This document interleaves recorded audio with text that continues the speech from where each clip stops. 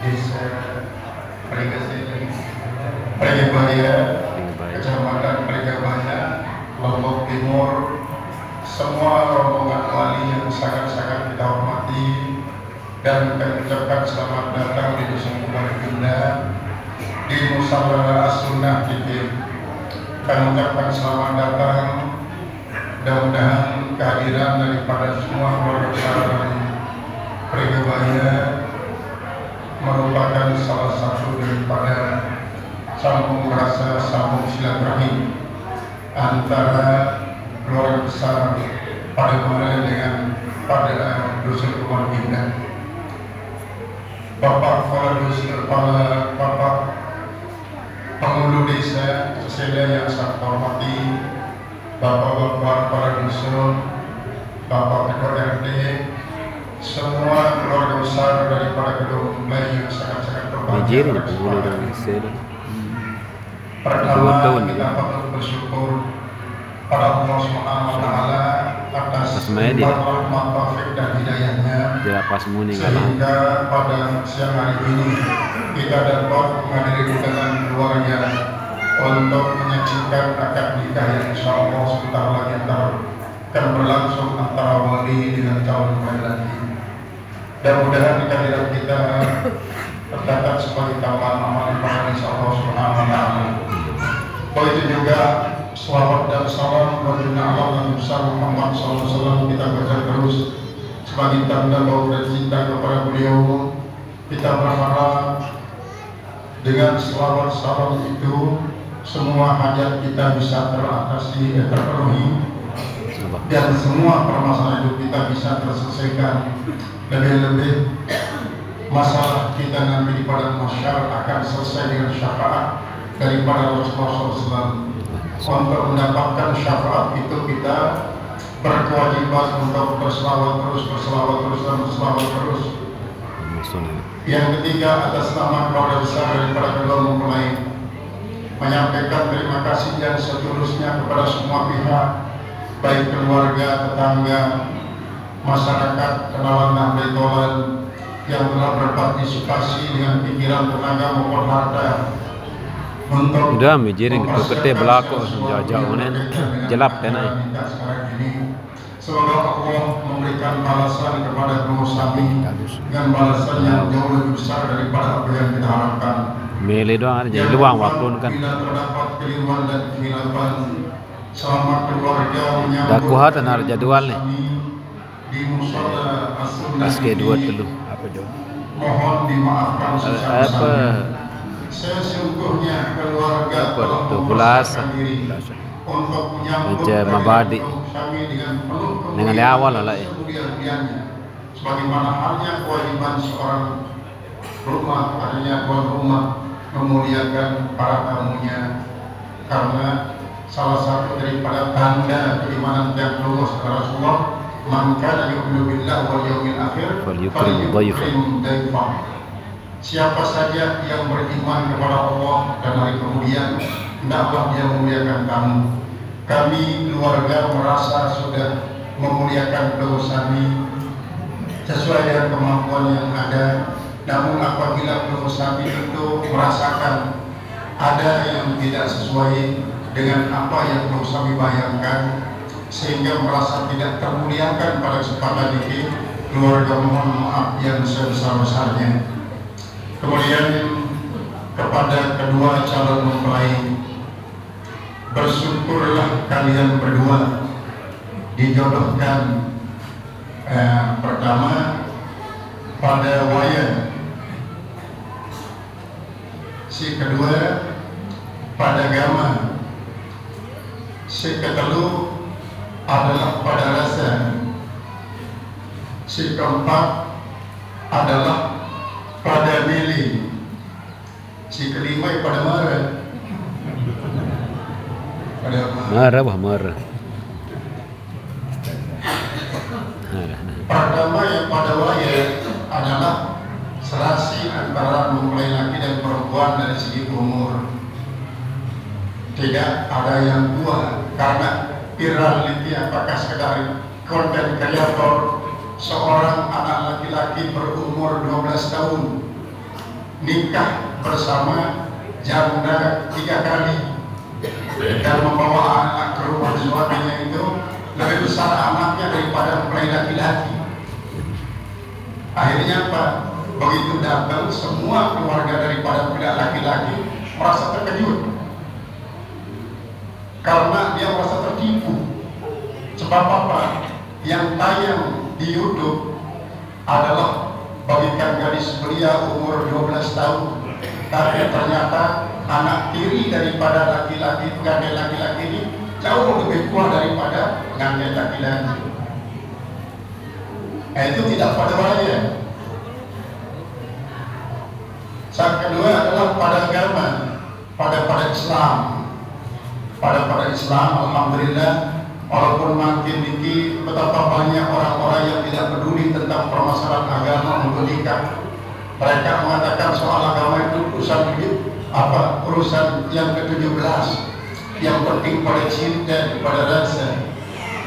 Nah, itu adalah merupakan suatu yang sangat keliru. Bukan cinta namanya seperti itu, tapi nafsu. Jadi dalam meralaskan cinta, artinya cinta sejati itu tidak pernah mengelakkan apa yang diperintahkan oleh Allah Subhanahu wa taala, apa yang dilarang. Wala tunkihul musyrikati hatta yu'minna. Wala amatun mu'minatun khairun min musyrikatin walau a'jabatkum. Jangan kalian nikahkan anak laki-laki kalian dengan perempuan-perempuan musyrikah sampai mereka itu beriman. Karena budak perempuan berkulit hitam dari budak negro yang beriman, dia bodoh, dia idiot, tetapi beriman dia lebih hebat dibanding dengan mereka, walaupun dia membuat kalian gabung.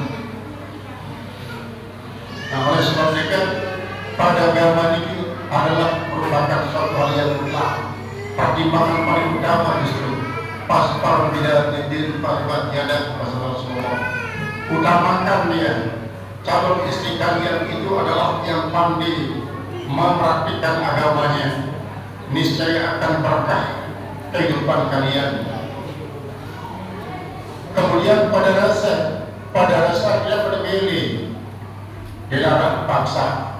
Ini calon mempelai perempuan seorang master hukum. Nanti masalah apa? Ya. MBA,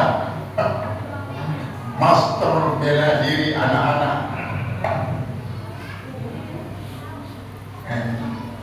Jadi dalam soal hukum, Husnul Khatimah adalah ahlinya. Oleh sebab itu nanti kalau soal hukumnya, yang penting mungkin pada milih. Nah, boleh lintas sarjana. Nah, yang namanya cinta sejati itu adalah yang penting kalau sudah sama beriman, maka beda sarjana tidak jadi masalah. Nah, karena nanti saling melengkapi. Kekurangan daripada suami dilengkapi oleh istri, kekurangan daripada istri dilengkapi oleh kelebihan suami. Karena manusia ini tidak ada yang sempurna, pasti ada kurang lebihnya. Justru nanti kekurangan itu di-manage menjadi salah satu daripada bentuk pengabdian yang memiliki kemampuan. Ketika suami memiliki suatu kekurangan, maka istri berniat untuk melengkapi suami sebagai suatu pengabdian, ketaatan sang istri kepada suami. Begitu juga ketika istri mengalami kekurangan, maka salah satu daripada wujud cinta dan mahabbah seorang suami, dia harus melengkapi kekurangan istrinya dan harus tahu. Nah, itulah yang disinyalir oleh Allah Subhanahu wa taala. Innahunna khuliqna min dal'il a'waj. Sesungguhnya para perempuan itu adalah asal pembuatannya dari tulang rusuk yang bengkok. Idza aqamtumuhunna kasartumuhunna. Kalau kalian memaksa untuk meluruskannya, kalian akan patahkan dia. Maka seluruhnya kalakuhunna. Sedangkan patahnya itulah justru bercerainya, menceraikannya. Oleh sebab itu, pamati'u bihi wajhinna, kata Rasulullah. Maka bersenang-senanglah kalian dengan apa? Dengan kebengkokannya. Artinya kebengkokan di sini kurangan. Artinya kalau seorang istri tidak mampu memenuhi hajat daripada suaminya, jangan jadikan sebagai alasan untuk apa? Mengatakan istri tidak mampu melayani saya. Tapi justru disitulah kita melatih diri untuk menjadi seorang suami yang sabar atas apa yang dilakukan, yang dialami oleh istri. Begitu juga sang istri, ketika suami tidak mampu mengadakan apa yang dihajati oleh suami, oleh istri, maka disitulah seorang istri memanfaatkan ilmu yang ada untuk membentuk dirinya sebagai seorang istri yang sabirah, artinya seorang istri yang sabar. Sehingga dengan demikian adanya kesabaran dan syukur inilah menjadi tonggak hidup kita dunia dan akhirat. Apabila itu dimiliki oleh semua, baik laki-laki maupun perempuan, berarti sudah dia memegang kunci surga. Tinggal dipertahankan pintu surga ini, kunci surga ini. Berarti pun pintu surga sudah siap untuk dibuka dengan kunci sabar dan kunci redha. Karena Allah yang menemukan suaminya, Allah suka terhadap orang yang sabar. Itulah memanage apa yang berat itu menjadi suatu modal, suatu materi yang sabaran Nabi Ayub. Modal kita melakukan lagi. Jadi pada rasa di sini ya, pada rasanya pada cinta di dalam bangsa. Kemudian pada milih, milih dua-dua pada milih sunnah.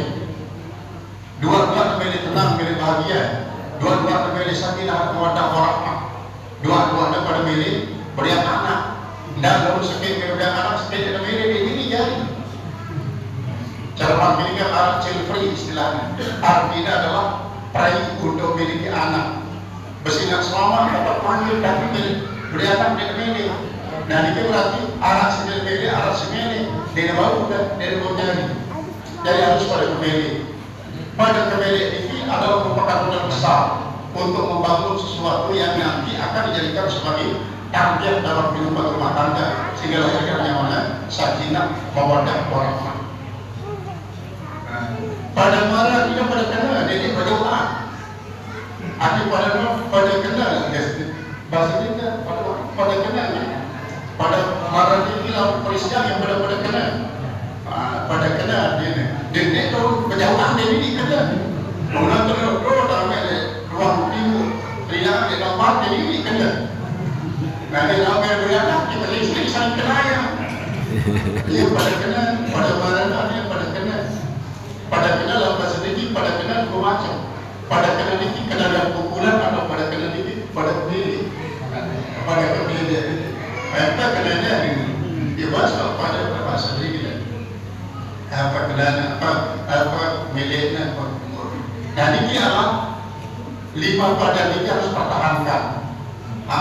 pertahankan untuk membangun keluarga sakinah, mawaddah, warahmah. Dan yang terakhir dikatakan jauh dengan sinar.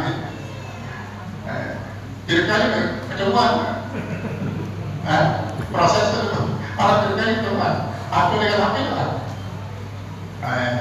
kita dulu yang berikan syukur dari Allah Subhanahu Wa Taala bersyukur iman dan juga masih harus syukur dari Allah Subhanahu Wa Taala, syukur dengan doa sampai serjana doa kayak saat beliau ini sampai Abu Rayyan terberiki dan beda sebenarnya dengan riwayat ya pada mulai dengan pegawai ini jadi bukan PP doang ribuan pagi ini jadi isi jadi sebenarnya ini deriki masih malah deriki artinya bersyukur kepada Tuhan isi sampai serjana kebayangkan beliau ini sanggup untuk melakukan apapun tinggal bagi setelah saya serjana beliau ditinggalkan oleh Rasul Fatimah ditinggalkan jauh untuk antara Lombok Timur di mana Lombok Barat lalu karena Nabi beliau sudah sangat-sangat syukur tapi karena kesyukuran yang paling sejati bagi seorang tua apabila melihat anaknya dapat jodoh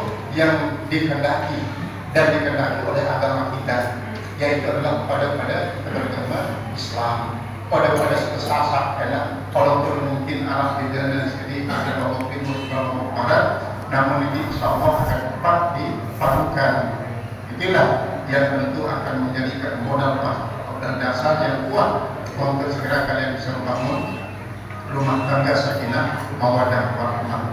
Al-Karamun para guru, para ustaz, bapak-bapak semua dari dia saksi nikah yang sangat-sangat terhormati para pimpinan sebuah dan kesempatan serta Imam Sami yang sampaikan dan Sikaku atas kekurangan yang dilakukan